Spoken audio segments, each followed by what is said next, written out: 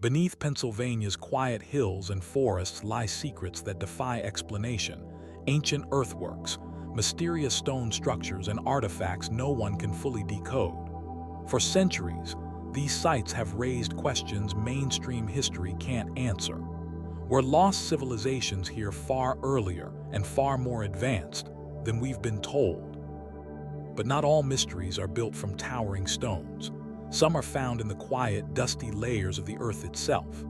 Tucked away in a rural corner of southwestern Pennsylvania, near the small town of Avella, lies a seemingly unremarkable rock overhang.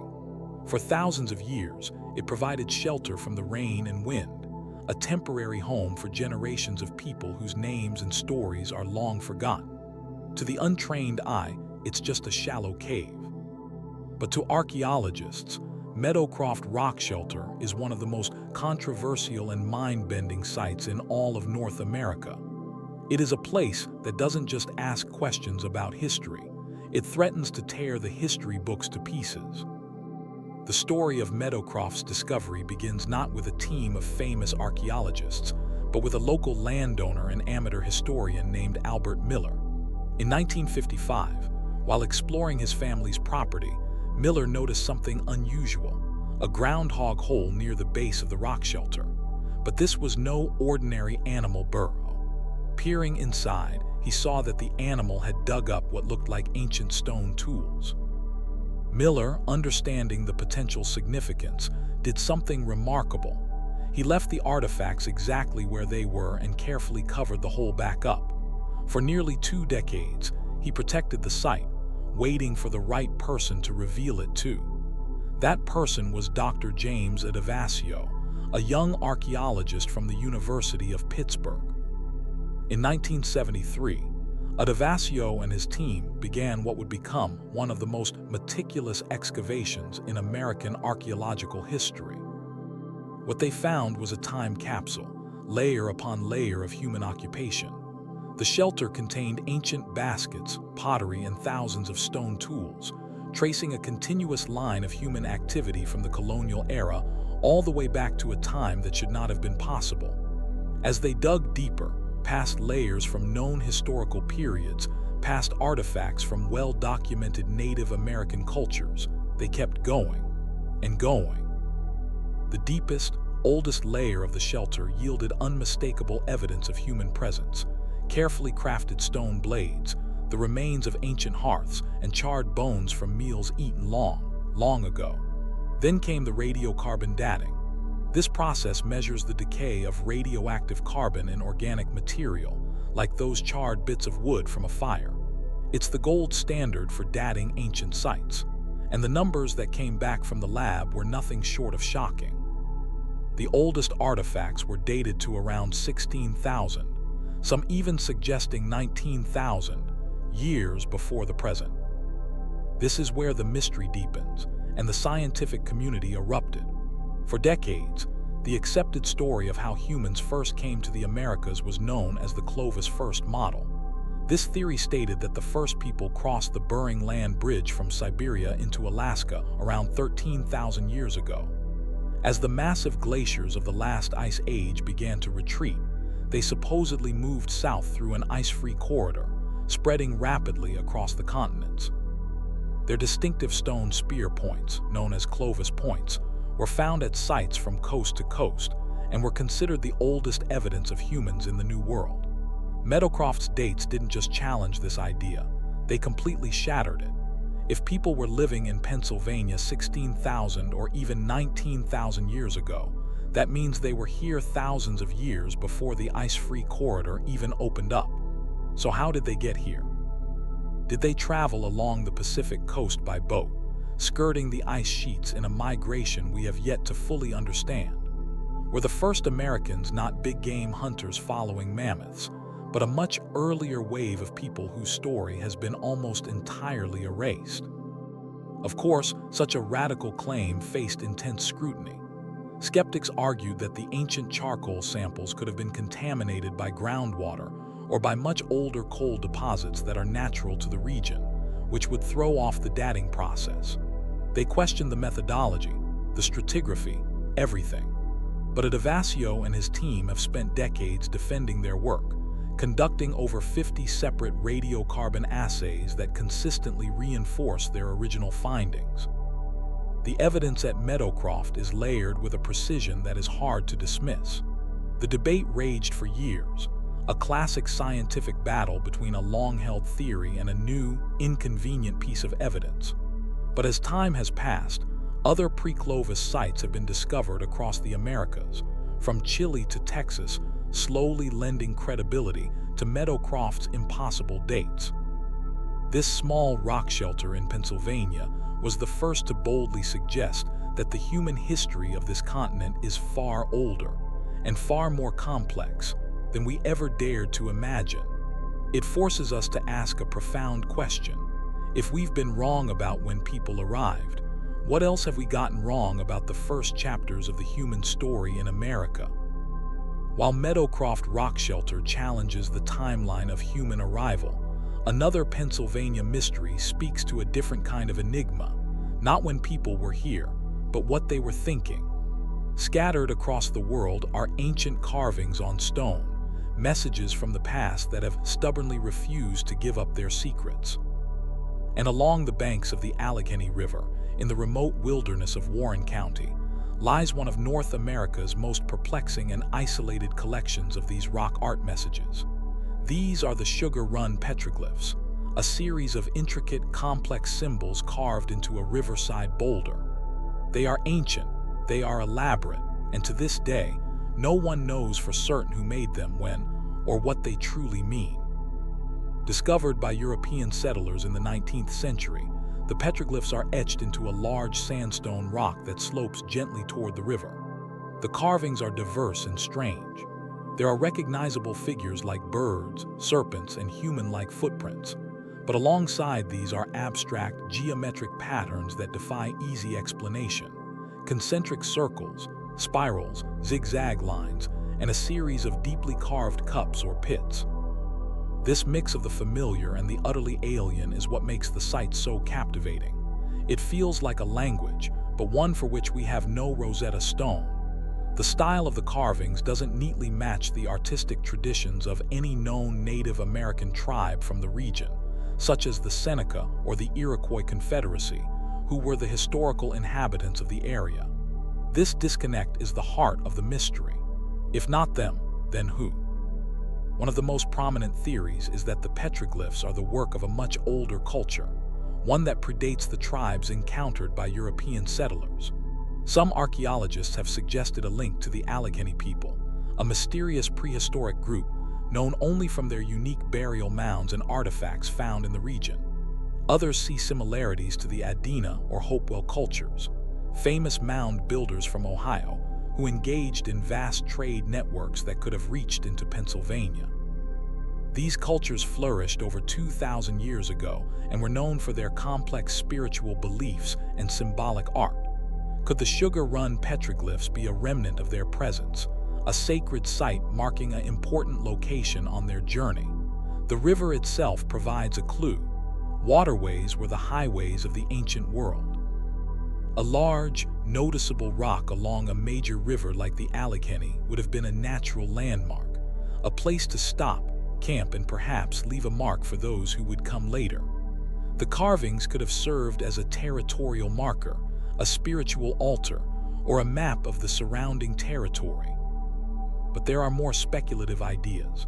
The complexity and isolation of the symbols have led some to wonder if they represent a form of ancient writing, a way to record stories, myths, or astronomical events. The spirals and circles could chart the movement of the sun or stars. The pits and cups might be a counting system, recording generations or significant events. Without context, we are left to guess. And then there are the more fringe theories, though they speak to the powerful allure of the unknown. Some have improbably suggested that the symbols show influence from transoceanic visitors, perhaps Vikings or even earlier seafarers, though there is absolutely no archaeological evidence to support this. The truth is likely far more profound because it is rooted in the deep, indigenous history of the land itself. The most haunting possibility is that the Sugar Run petroglyphs are the work of a people whose name and identity have been completely lost to time, their history erased by centuries of conflict, disease, and displacement that followed European colonization. The meaning died with the last person who understood it. Today, the rock itself is silent. The symbols remain, weathered by time but still clearly visible, a permanent question mark carved in stone. They represent a conversation we can no longer hear, a story we can no longer read. They are a reminder that history is not just about grand migrations and technological advances. It is also about the inner world of ancient people, their thoughts, their beliefs, and their desire to make their mark on the world. The sugar-run petroglyphs don't challenge our scientific timelines.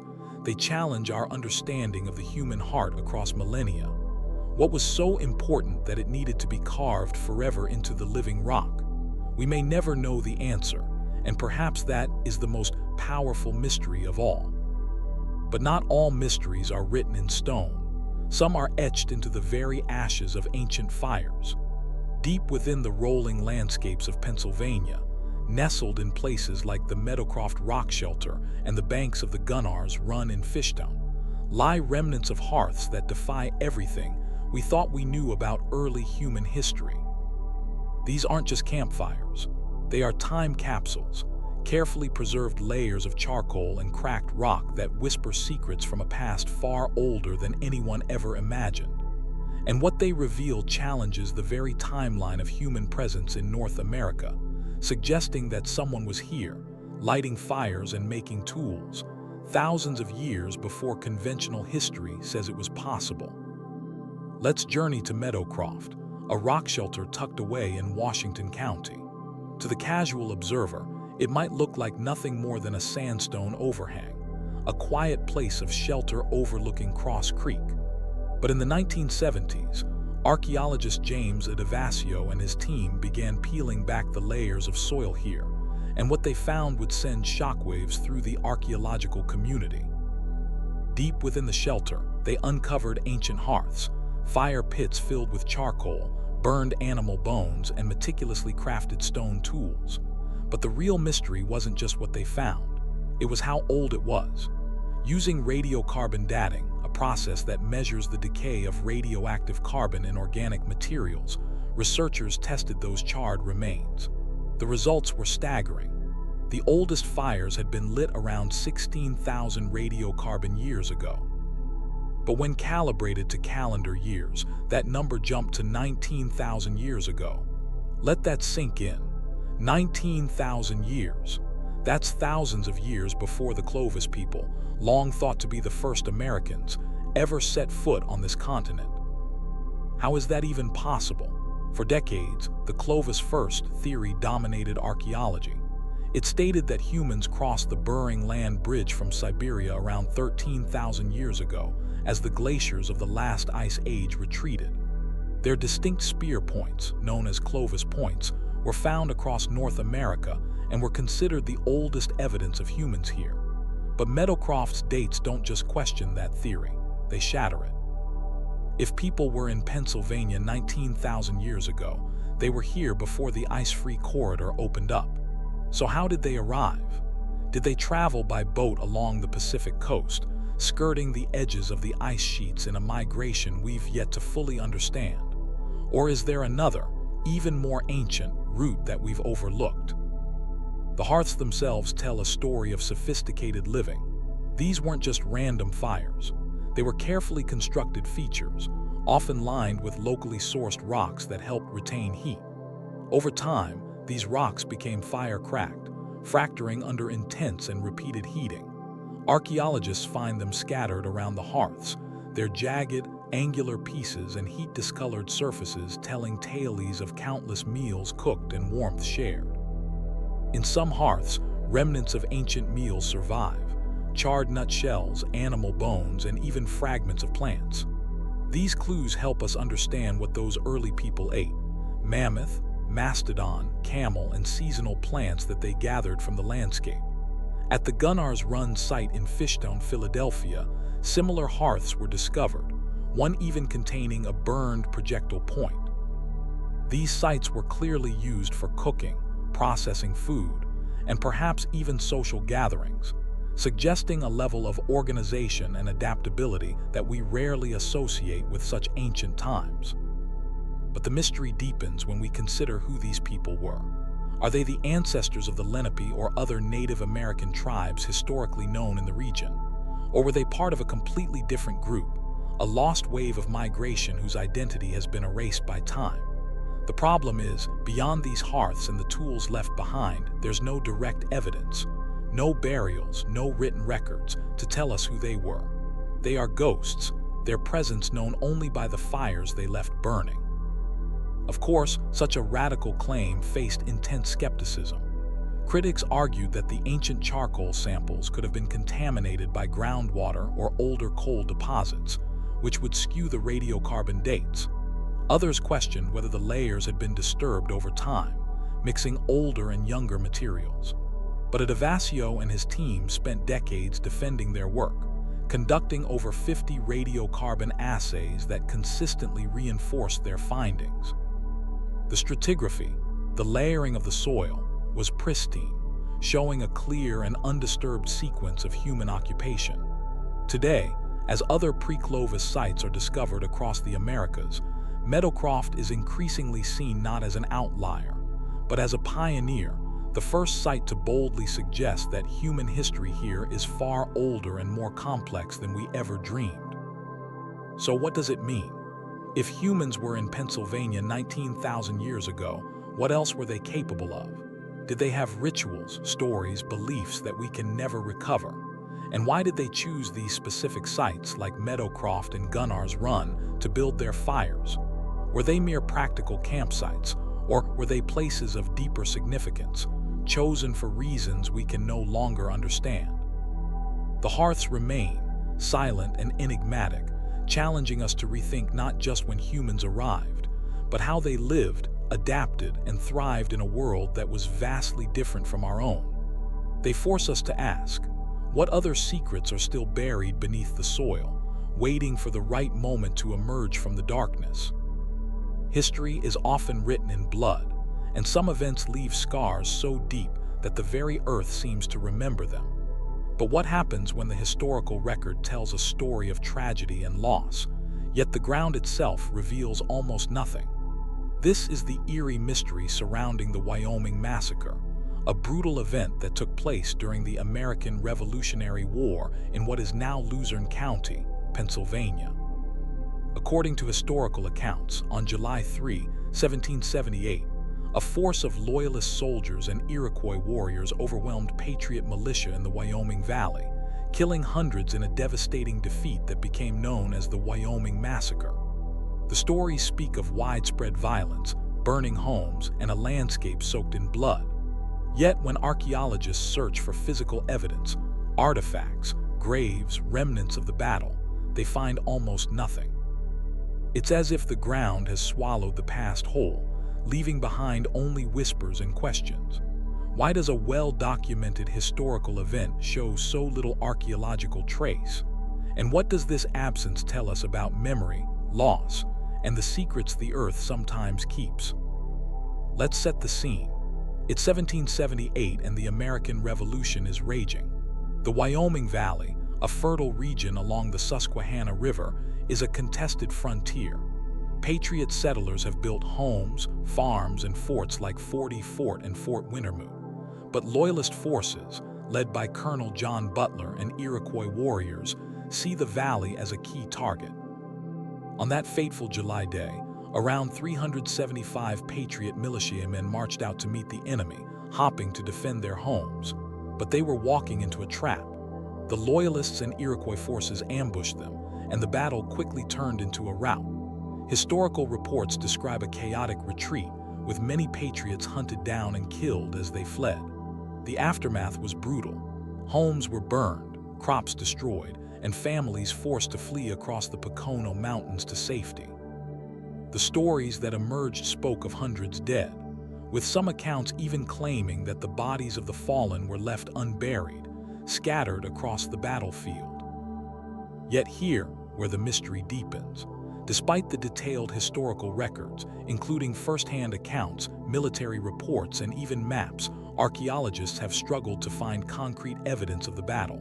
Where are the musket balls, the uniform buttons, the fragments of weapons that should litter a battlefield? Where are the mass graves, the remnants of burned buildings, the personal items lost in the chaos? The absence is baffling. It's as if the event happened but left no physical mark on the landscape. This has led some to wonder, is the ground itself cursed, or are there other, more subtle forces at work? One theory revolves around the nature of the battle itself. Unlike a prolonged siege or a stationary conflict, the Wyoming Massacre was a dynamic, fast-moving event. The initial ambush and subsequent retreat covered a large area, meaning artifacts might be scattered over a wide range rather than concentrated in one place. Additionally, the battlefield was not a pristine field. It was an active settlement area with farms, roads, and later developments that could have disturbed or buried evidence. In the years following the massacre, settlers returned to rebuild, plowing fields and constructing new buildings over the very ground where the battle occurred. This constant human activity could have inadvertently destroyed or buried artifacts, making them difficult to find today. Another possibility lies in the aftermath. Historical accounts note that the victorious forces burned homes and buildings throughout the valley. This widespread burning would have left a layer of ash and debris, but over time, rain, wind, and natural decay might have eroded these traces. Unlike the burn layer found at sites like Rock Springs, Wyoming, where a 1885 anti-Chinese massacre left a distinct archaeological signature, the Wyoming Valley's landscape has undergone centuries of change. Floods from the Susquehanna River, agricultural development, and urban expansion may have washed away or covered the evidence. In fact, the very river that once served as a route for escape might have also acted as a conveyor, carrying artifacts downstream and burying them under layers of silt. But perhaps the most intriguing aspect of this mystery is the emotional and cultural weight of the site. For generations, the Wyoming Massacre was remembered as a horrific event, a symbol of frontier violence and sacrifice. In the 19th century, stories of the massacre were often exaggerated, with tales of widespread atrocities against women and children, though these have been largely discredited by historians. This layered history of memory and myth might have shaped how people interacted with the land. Did later generations avoid certain areas, believing them to be haunted or cursed? Were there intentional efforts to memorialize the site without disturbing it? The Wyoming Monument, erected in the 19th century to honor the fallen, stands as a testament to this desire to remember, but it also may have diverted attention away from the actual physical evidence. Yet the lack of artifacts doesn't mean the event didn't happen. In fact, it speaks to a different kind of historical truth, one that lives in oral traditions, documents, and collective memory. The absence of physical evidence forces archaeologists and historians to rely on other methods, studying historical maps, analyzing soil layers for subtle changes, and even using technologies like ground-penetrating radar to search for disturbances that might indicate graves or structures. But so far, the ground has remained silent. So what are we to make of this? Is the Wyoming Massacre site truly cursed, as some might say? Or is the lack of evidence a reminder of how fragile history can be? Sometimes, the past doesn't leave behind easy answers. Instead, it challenges us to look deeper, to consider that some events are felt more than they are seen, remembered more than they are preserved. The Wyoming Massacre remains a ghost in the landscape, a story etched not in objects but in the soul of the place. And perhaps that's the most haunting mystery of all, a past that refuses to be fully uncovered, forever lingering just beyond our reach. But not all ancient mysteries are carved in stone or aligned with the stars. Some are whispered through objects, small artifacts that traveled unimaginable distances, ending up in places they should never have been. Deep within the burial mounds of Pennsylvania, archaeologists have made a series of baffling discoveries, artifacts made from materials that are utterly foreign to the local landscape. shells from the Gulf Coast, copper from the Great Lakes, and most intriguing of all, distinctive stone points that trace their origin over 1,000 miles away, to the warm, swampy heart of Florida. How did these exotic objects, specifically a type of point known as the Thonotosassa, make their way into Pennsylvania centuries before European contact? The answer challenges everything we think we know about the scale and complexity of ancient Native American trade networks. The story begins with the Thonotosassa Point itself. These are not small, delicate arrowheads. They are massive, impressive artifacts, often measuring between 4.5 to 6 inches in length. They are characterized by a thick, biconvex cross-section, sometimes with a median ridge, and were likely used as heavy thrusting spears or knives rather than projectiles. They are named after Lake Thonotosassa in Hillsborough County, Florida, where they were first formally identified by archaeologist Ripley Bullen in 1975. For decades, these points were considered a distinctly Floridian artifact, dating from the early to middle Archaic periods, roughly 8,500 to 5,000 years ago. They are a hallmark of ancient cultures that thrived in the Florida Peninsula, a world away from the rolling Appalachian Mountains and dense forests of Pennsylvania. So finding one in a Pennsylvania context would be surprising enough. But the real mystery deepens when we consider the context of these discoveries. They aren't found lying on the surface. They are discovered within ancient burial mounds, carefully interred with the dead as grave goods. This suggests these objects weren't merely traded as practical tools. They held significant value, meaning, and perhaps even spiritual power. Their presence so far from home indicates they were items of prestige, perhaps belonging to important individuals or serving as powerful symbols in a vast, intertribal exchange system. The journey of a Thonotosassa Point from its source in Florida to a final resting place in Pennsylvania would have been epic, likely passed from hand to hand over generations, moving up through what archaeologists call the Eastern Agricultural Complex trade routes, which connected the Southeast to the Mid-Atlantic and beyond. But how did they actually get here? One theory posits a vast network of down-the-line trade, where goods move from one community to the next in a slow, ceremonial exchange. A point might travel from a village in central Florida to another in Georgia, then to the Carolinas, up into Tennessee, and finally across the Virginia highlands into Pennsylvania. This wasn't commerce as we know it. It was a way of building alliances, creating social bonds, and exchanging not just objects, but ideas and cultural practices. Another, more speculative theory suggests that these artifacts are the material evidence of long-distance migration or seasonal travel. Perhaps entire bands of people, or specific skilled traders, undertook incredible journeys, carrying these prized objects with them as they moved. The sheer distance involved, over 1,000 miles of rugged, unpredictable terrain filled with rivers, mountains, and other tribal territories, makes this a staggering feat of ancient logistics and diplomacy.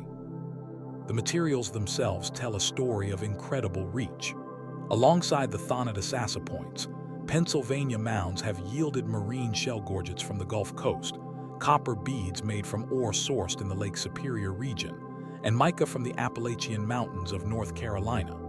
This proves that the Thonotosassa points weren't an isolated anomaly. They were part of a sophisticated and widespread pattern of long-distance exchange that connected seemingly separate worlds. The people of ancient Pennsylvania were not isolated. They were part of a continent-wide web of connection. The presence of a Florida point in a Pennsylvania mound forces us to radically expand our view of ancient Native American society. It suggests a level of organization, communication, and cultural interaction that we are only beginning to understand. These artifacts are more than just stone. They are silent ambassadors from a lost world, proof that long before interstates and airplanes, this land was already woven together by a complex and mysterious web of human connection. But not all mysteries are found buried in the earth. Some stand proudly against the sky, silent sentinels whose purpose has been blurred by centuries. Across the globe, from the windswept plains of Scotland to the deserts of Egypt, ancient peoples erected circles of massive stones. Pennsylvania, too, has its own enigmatic versions, smaller, less known, but no less mysterious. These are the standing stones of the Northeast, and they present us with a haunting question. Were these sites sacred ceremonial grounds for rituals lost to time, or were they something else entirely?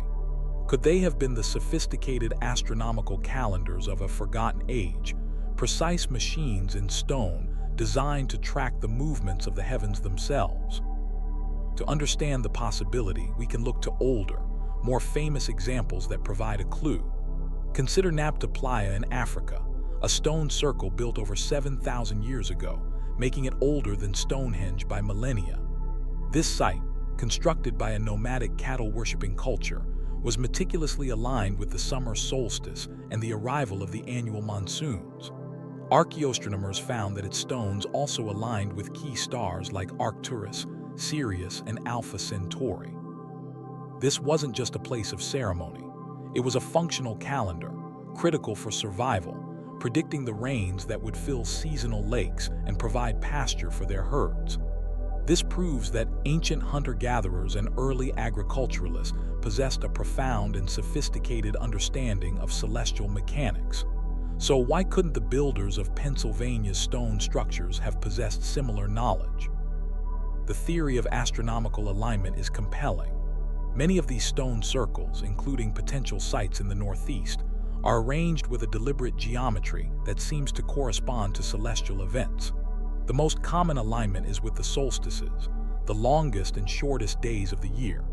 A specific stone might be positioned so that on the summer solstice, the rising sun appears directly behind it, casting a long shadow that points to the center of the circle or toward another significant stone. Other sites might track the equinoxes, or even more complex cycles, like the lunar standstill, an event that occurs every 18.6 years, where the moon reaches its extreme positions on the horizon. Building a structure to track this requires observing the sky meticulously for generations and passing that knowledge down orally. The precision of these alignments suggests these sites were more than just vaguely sacred. They were purpose-built observatories. This idea transforms our view of the people who built them. It suggests they were not just simple farmers or hunter-gatherers, but keen scientists and astronomers, methodically recording the passage of time and the rhythms of the cosmos. The stone circle would have been their clock, their calendar, and their church, all in one. It would have told them when to plant crops, when to harvest, when to gather for ceremonies, and when to prepare for the long winter. This knowledge was power, stability, and a way of ordering the universe. The alignment of these stones with the heavens would have been a way of connecting their earthly lives to the cosmic order, a physical manifestation of their belief system. However, the opposing theory holds strong cultural weight. Perhaps these sites were primarily ceremonial. The effort required to quarry and erect these massive stones suggests a powerful communal purpose, likely religious or spiritual in nature. They could have been places of ancestral worship, where tribes gathered to honor their dead, perform rituals, and reinforce social bonds. The astronomical alignments in this view might be secondary, a way of choosing auspicious dates for ceremonies rather than the primary function of the site. Perhaps the true purpose was a combination of both, a sacred space where ritual and astronomy were inseparable, where understanding the movement of the gods in the sky was the highest form of worship. The truth is, we may never know for certain. The people who built these circles left no written records. Their meanings are buried with them. The stones remain, silent and imposing, their secrets guarded by the very passage of time that they were perhaps designed to measure. But history is not just about what remains. It's also about what vanishes without a trace. Imagine a culture that thrived for over 5 centuries, a people who built well-organized, stockaded villages, practiced advanced agriculture, and established vast trade networks across the region. Now imagine that this entire civilization, every last person, disappears completely within just a few decades, leaving behind nothing but empty villages and silent fields. This isn't a fictional mystery. It's the haunting reality of the Monongahela culture, a once powerful Native American society that vanished from western Pennsylvania and the surrounding regions just years before European settlers would have arrived at their doorstep. Their sudden and complete collapse presents one of the greatest archaeological puzzles in North America. What catastrophic force could erase an entire way of life so quickly? The Monongahela people, named after the river valley that formed the heart of their territory, were a fascinating and sophisticated culture. From around 1050 AD, they established hundreds of villages across western Pennsylvania, western Maryland, eastern Ohio, and West Virginia. These weren't temporary camps. They were permanent, circular settlements, often protected by sturdy stockade walls, with up to 100 structures arranged around a central plaza. They were master farmers, cultivating maize, beans, squash, and sunflowers, a dramatic leap in agriculture that allowed their society to flourish and grow. They were skilled craftspeople, creating distinctive shell-tempered pottery, often decorated with cord markings, and they traded far and wide. Evidence suggests they traded for seashells from the Atlantic coast and cannel coal, which they carved into polished pendants. By all accounts, they were a people at their peak. And then around 1635, they were simply gone. The mystery lies in the timing and the completeness of their disappearance. When European explorers and traders finally pushed into the upper Ohio River Valley in the mid-17th century, they found the land empty. The villages were abandoned, overgrown by forest. There were no Monongahela people to meet, no descendants to tell their stories. It was as if the land had been swept clean. The few European trade goods found at a handful of the very latest Monongahela sites, like glass beads, prove they were on the cusp of direct contact. They vanished in the 1620s or 1630s, literally moments before history would have recorded their existence. So what happened? Archaeologists have pieced together several terrifying theories, each one a potential key to this ancient cold case. One of the most prevailing theories is that they were devastated by a pandemic of European diseases that raced ahead of the explorers themselves. This is a haunting concept, an invisible enemy arriving years before the first European ever set foot in their villages. Through trade with other indigenous groups who had links to the coast, pathogens like smallpox, measles, or influenza could have easily been transmitted inland. These were diseases for which the Monongahela people had zero immunity. The result would have been apocalyptic. Historians estimate that some coastal tribes experienced mortality rates as high as 90% during these early epidemics. For a tightly knit village society, this would have meant societal collapse in a matter of weeks. There would have been too few survivors to bury the dead, let alone tend to crops or defend the village. The social and political order would have shattered completely. This theory of a silent weapon, arriving from afar, is both chilling and entirely plausible. Other theories point to more direct human conflicts. The 17th century was a time of immense upheaval, driven by the European demand for furs.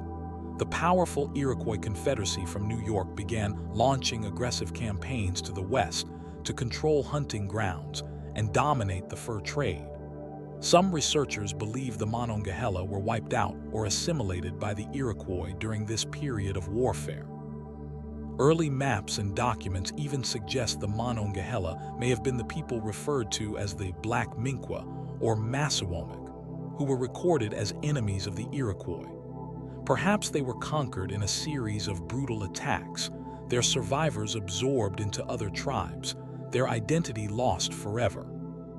Nature itself might have also played a cruel hand.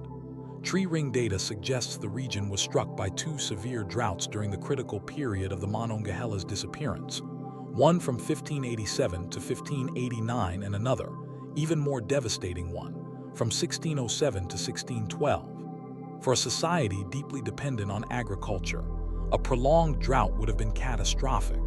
Crops would have failed, game would have become scarce, and famine would have spread. This could have weakened them tremendously, making them vulnerable to disease or attack from their neighbors. The colder weather of the Little Ice Age may have also contributed to food shortages and intergroup battling over resources. The truth is, we may never know the exact cause. It's likely that a combination of these factors, a perfect storm of drought, famine, disease, and warfare, proved too much for the Monongahela to withstand. Their empty villages stand as a solemn reminder of how fragile a civilization can be.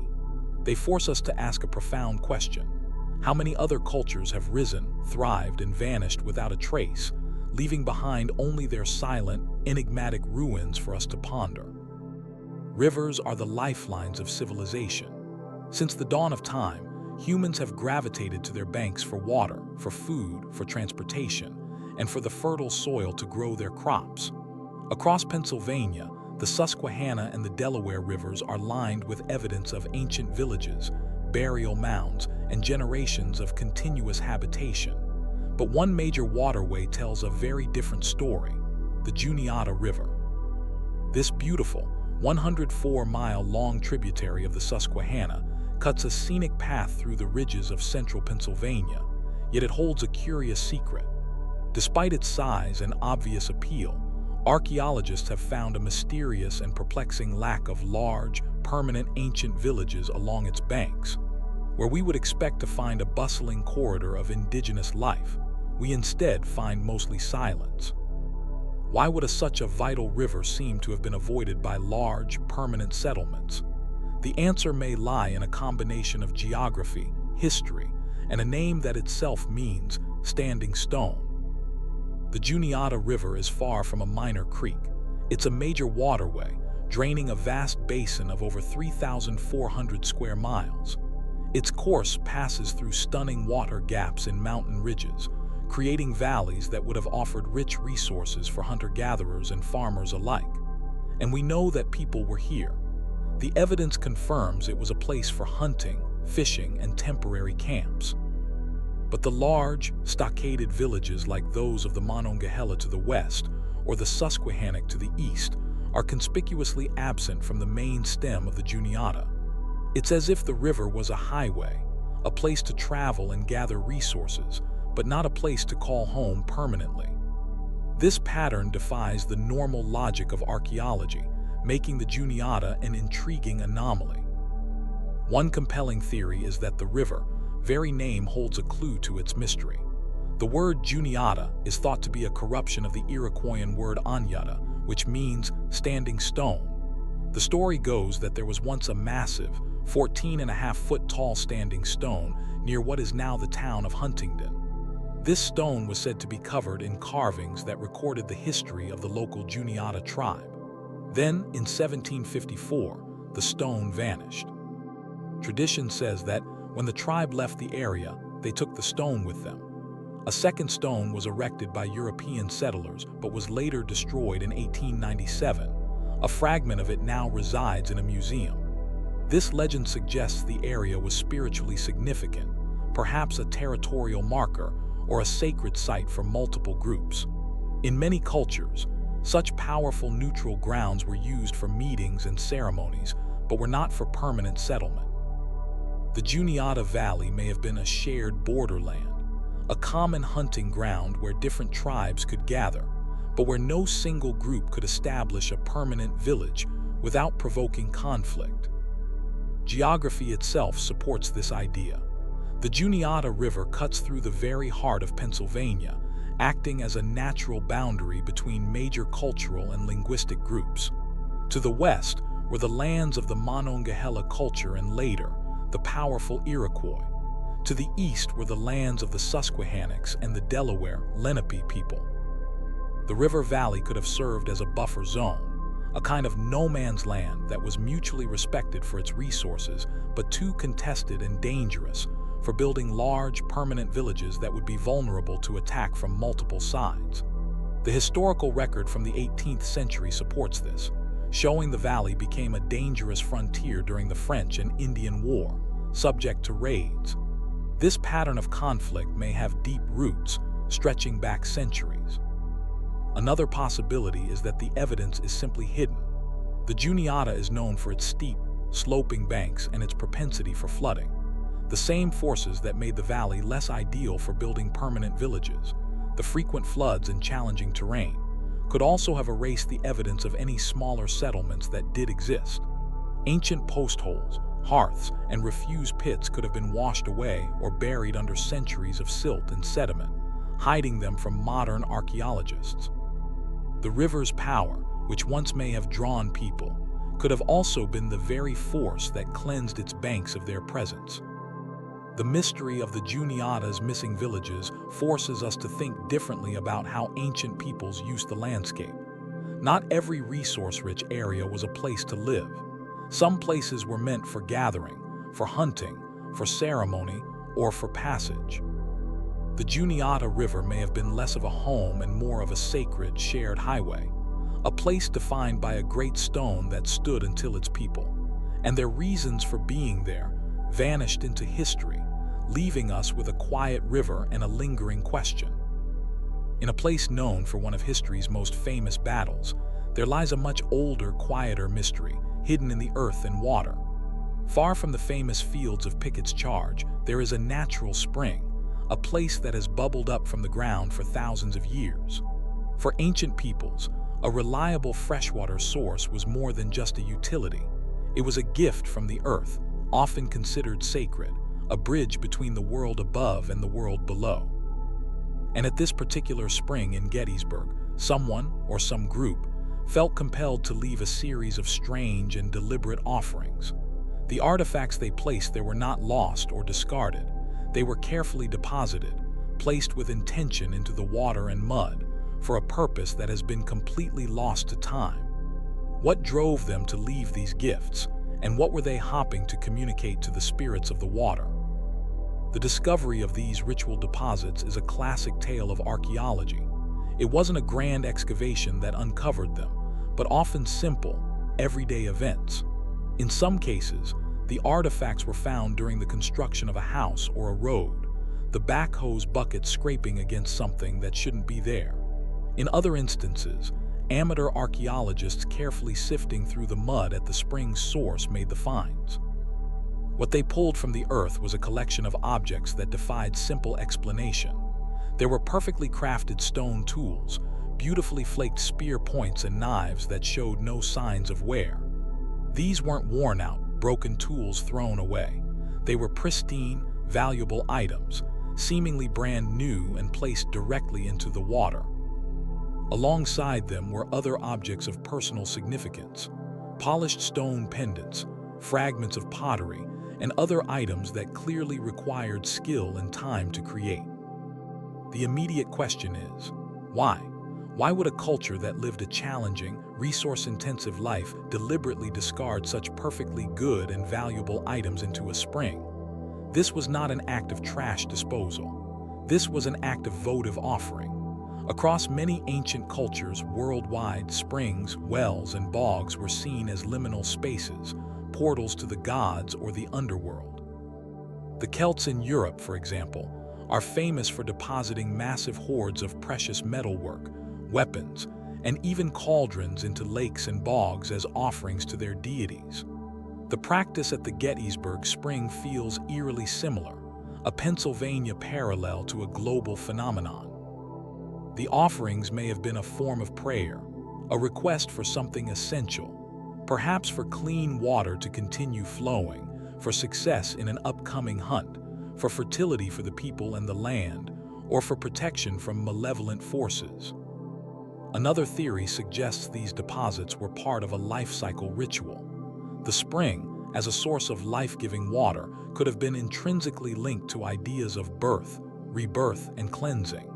Perhaps individuals undergoing a significant life change, an adolescent coming of age, a person preparing for marriage, or even a community leader seeking wisdom, would make an offering to mark the transition. The act of placing a personal, valuable object into the water could symbolize leaving an old self behind and emerging purified.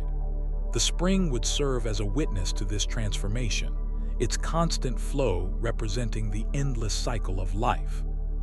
There is also the possibility that the spring was a territorial marker, a place considered so spiritually significant that different bands or families would leave offerings to assert their connection to the land and its resources. By making a deposit, they were not just praying to a god, they were communicating with other people, stating, "We are of this place. We respect its spirits."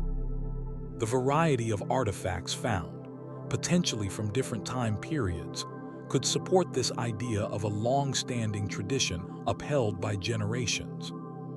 The true meaning, however, is buried with the people who performed these rituals. The Gettysburg Spring is silent now. The water still flows, but the prayers and intentions have faded away. The artifacts remain cold and quiet in museum cases, their secret purpose intact. They stand as a powerful reminder that long before the cannons roared, this land was already deeply sacred. The deposits ask us to consider the inner world of the people who lived here, a world rich with ceremony, belief, and a profound connection to the natural world that we can sense but may never fully understand. But not all ancient mysteries are small objects hidden in the mud. Some are massive, undeniable, and sprawl across the landscape itself. Deep within the woods of Berks County, in the region known as Oley Hills, lies a network of stone structures that defies easy explanation. These are not simple farmers' walls, built to clear a field. These are intricate, puzzling formations made from thousands of tons of local stone, constructed with a skill and for a purpose that continues to baffle historians, archaeologists, and geologists alike. Who built these sprawling, serpentine walls, terraces, and chambers that weave through the Pennsylvania forest? And why would anyone expend such a monumental effort to build them in such a remote and difficult location? The first thing that strikes you about the Oley Hills structures is their sheer scale and complexity. We are not talking about a single, simple pile of rocks. This is an extensive complex. There are long, snaking walls that run for hundreds of feet, sometimes intersecting to form enclosures or symbolic patterns on the ground. There are carefully constructed terraces built into the hillsides, creating flat areas on otherwise steep slopes. There are cairns, deliberate piles of stone, and even what appear to be low, tunnel-like structures. The most striking feature is the craftsmanship. This is dry stone masonry, meaning no mortar was used to hold the rocks together. The builders carefully selected and placed each stone so that it interlocked with its neighbors, creating structures that have withstood centuries of freezing winters and forest growth. This level of skill suggests the builders weren't amateurs. They knew what they were doing. The most common and practical explanation is that these are the remains of colonial-era farms. The terraces in this view could be agricultural, designed to create flat planting spaces on a hillside. The walls could be the result of field clearing, where stones were dragged to the edges of a property. This is a logical theory. Many such walls exist all over New England and Pennsylvania. But for the Oley Hills structures, this explanation feels incomplete to many who study them. The walls often run in patterns that make little practical sense for farming, meandering up and over the most difficult and rocky terrain imaginable, not following property lines. The amount of labor required to build them in such an inaccessible location seems astronomically disproportionate to the value of the poor, rocky soil they would have been trying to farm. It simply doesn't add up. This is what has led to alternative and far more intriguing theories. The most compelling of these is that the site has ancient pre-colonial origins. Could they have been built by Native Americans? While large-scale stonework is not typical of most local tribes, it is not unheard of. The site's location, high on a hill with sweeping views, aligns with known indigenous preferences for ceremonial sites. The walls could have defined a sacred ritual space, a place for vision quests or seasonal gatherings. The serpentine shapes of some walls might have held spiritual significance, mirroring serpent motifs important in Native American cosmology. Perhaps the terraces were not for crops, but for ceremonial purposes, creating stages for rituals with the forest as a backdrop. Another theory points to the sky. Some researchers have noted that certain walls and sightlines appear to be aligned with celestial events, such as the solstice sunrise or sunset. This has led to speculation that the entire complex could be a vast astronomical calendar, a stone computer designed to track the cycles of the sun, moon, and stars. If true, this would represent a level of astronomical sophistication and communal organization that historians rarely attribute to the region's pre-colonial inhabitants. Of course, there are also more speculative ideas, involving everything from lost European explorers to mythical Celtic voyagers. But the truth is likely more profound, because it is rooted in the landscape itself. Whether the builders were 18th century farmers struggling against impossible odds or ancient indigenous people creating a sacred sanctuary, the Oley Hills walls represent a monumental human effort. They are a testament to someone's incredible determination to reshape the world around them, to leave a permanent mark on the land for a reason that, for now, remains locked within the stones. They stand as a silent, sprawling puzzle, challenging anyone who finds them to ask not just how they were built, but why.